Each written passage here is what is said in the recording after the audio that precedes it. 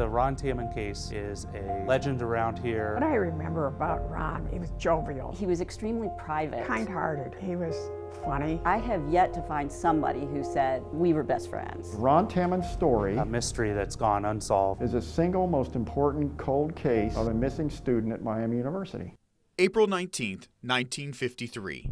Miami University sophomore Ron Tammen was in his dorm room at Fisher Hall on campus, studying at night, and then he disappeared. Walked out of his dorm room around, I think, 8 p.m. and was never seen again. In an open textbook, the radio was still playing. All of his personal effects, including his wallet and car keys, were still in the room.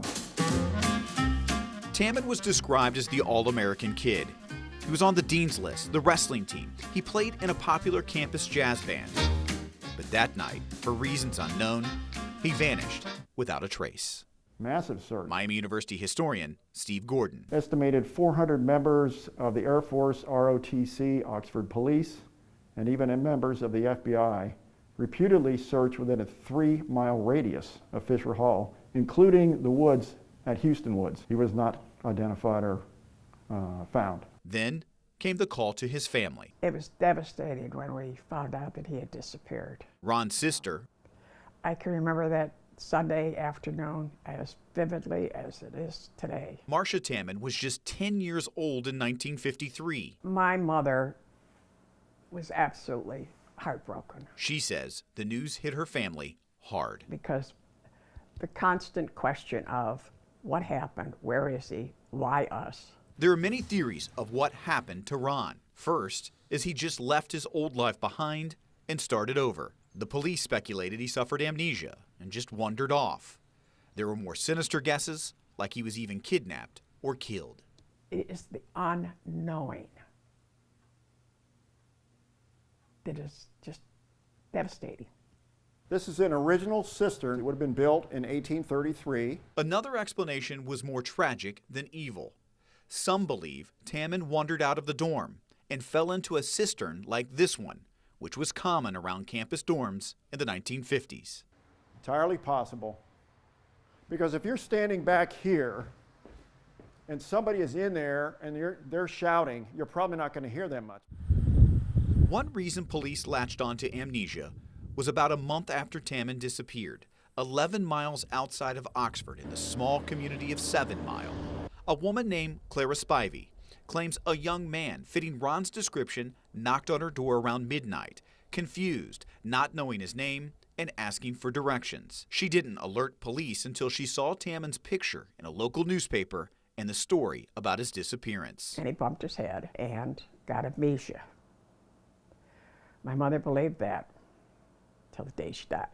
Marcia said her father thought something different. My father believed that the FBI was involved. Somehow, some way, we began to get less and less communications with the FBI. And what communications were very vague. As the case went cold, it started to heat up again, a little more than 10 years ago. But this time, with a new theory. My name is Jenny Wenger. By a Miami alum, a writer, and a person who's been researching the case. Wenger believes the case centers around the book left open on Ron Tammen's desk the night he disappeared. Psychology textbook was open on his desk when he disappeared. He had actually dropped the course by then. And then that begs the question, why in the world was Ronald Tammen studying psychology? Wenger believes Tammen's disappearance is connected to a professor who taught at Miami named St. Clair Switzer. She also believes he has ties to the CIA. I've located 2 documents of the Central Intelligence Agency, the CIA. One is dated March of 1952, and the other is dated January of 1953. The documents are heavily redacted with critical information blacked out. I believe that Ronald Tammen's psychology professor, and this person's name is St. Clair Switzer, was in some way working for the CIA at the time of Ronald Tammen's disappearance. Wenger has requested multiple times to unredact these documents. She believes what's not shown is a startling revelation into Tammen's disappearance. And if St. Clair Switzer's name is on one or both of those documents, then we can be confident that St. Clair Switzer, the CIA, got within arm's length of Ronald Tammen the semester that he disappeared, then I think it's a very good bet that the CIA was involved in his disappearance.